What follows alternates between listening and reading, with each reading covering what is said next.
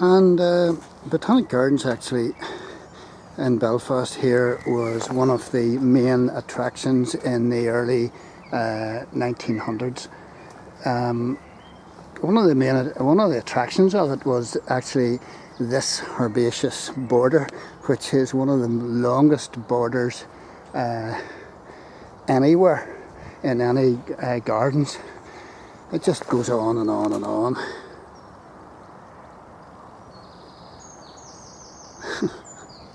It is pretty long. I don't know, is that a couple of about 300 yards? I don't know.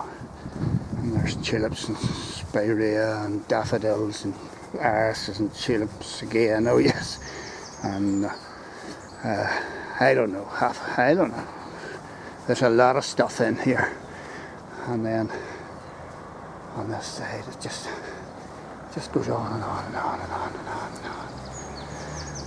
Obviously not saying it to its best extent, because it's only it's end of April, and it's pretty Baltic here. The garden hasn't really started blooming.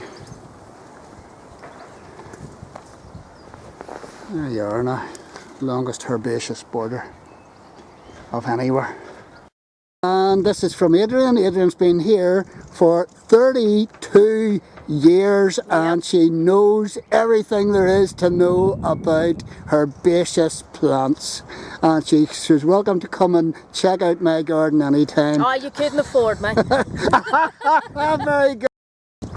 So you actually know the names of all of these plants? I do indeed. Yep. And you know the Latin names? I know all the Latin names. You know the Latin names as well?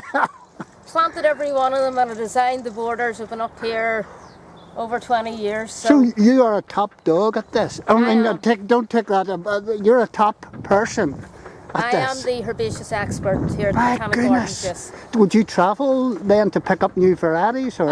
No, just when we bring new plants in, we'll just hit the catalogues, hit the internet, see what's new, see what's interesting. You don't have to do that anymore. So years gone by, years maybe. gone by, you had to set with the books over the winter and seed catalogues and plant lists, but now it's everywhere, you know, you just go online. You don't mind me taking your name here? Who are you?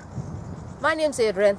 Adrian, okay. Yep, and I'm a gardener here at the you're more than a gardener, girl. You're more than a gardener. Go. So this is it. The both stretches here are the longest herbaceous. Is it them put together, or is it one of them? Now I can't say for any certainty that that's true. Alright? This was said You're covering your back. No. This came from our former area manager. Yes. And he said that as far as he was aware, these were the longest herbaceous borders in Ireland. Well, I read that in Wikipedia this morning. Well, anybody can put anything they want on Wikipedia, that's the thing.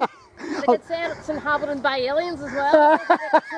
Good for you, good for you. But to be honest, they're just over 150 metres in length. Right. And they're all herbaceous plants in it. So from the point of view of being all herbaceous, rather than a mix of like grasses and annuals and shrubs and stuff in it, he may well be right. Right.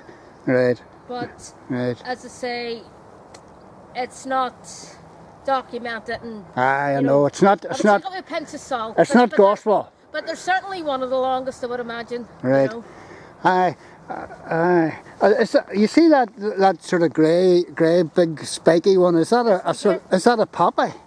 No, it's a plant called cardoon. Cardoon. Yep, it's related to the globe artichoke. Right. Its proper name is Cynara cardunculus, and it gets foliage-wise, it grows big up here, about 2.5 metres, and a big sort of blue thistle type flower comes on it. It's absolutely gorgeous. Right, a lot of rhodiots and flowering kern there. These are all for the spring, because obviously as you all things are dilapidated at the minute. Of course. Coming back from the winter, all the new growth. So we've got a wee bit of spring flower, just to take the boring look off it while the herbaceous borders come back up the What's with the Japanese or Chinese influence here? You know, these that thing at the end is actually the top part, the plinth thing is new. But you see the top part? Yes. It's, as you say, the Chinese sort of element with it.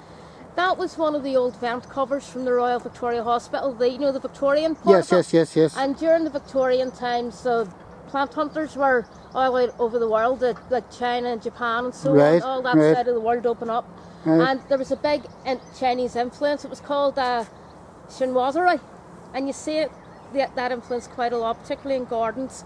And so, because it was sort of new, and the Victorians adopted anything that was new and different and unusual. I see it's actually, there's other ones around the place. Oh, there will be. I thought they were old weather stations. No, the two that you see in the park aren't, that's the original from that's the the Royal. original. Those ones are ones we had made just to look right, just to reflect it. And we hang bird feeders from those in the winter. And somebody has done a wall mural down there. That was the Chinese community a few years back to jolly good. To celebrate the Chinese New Year or something. The connection with Northern Ireland and China, because we have a very large Chinese community in Northern Ireland, actually. And they put that mural up showing reflections of China and Belfast in it. So if you look through, you'll see things like the cranes and the palm house. And, yes, I did. I noticed that. You can see all those wee sort of, and then obviously the Chinese elements of their own country. So it was just sort of like a celebration of.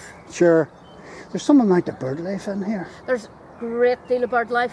There's a. Say, I would know birds. Oh, well, tell me this. I seen ones this morning. Wee tiny, and I mean tiny. I know what you're talking about. And had like a wee red. That's right. They're gold crests. Gold crests, yes. right? I wonder. Because my first thought was red caps, but I know they're slightly bigger. No, they are. Well, tell me this. If it's a gold crest, why is the crest red? Just confuses. It's if you look closely. Like a wee sort of yellow tinge on it. There's a yellow tinge. They were that quick. We couldn't really settle on them, you know.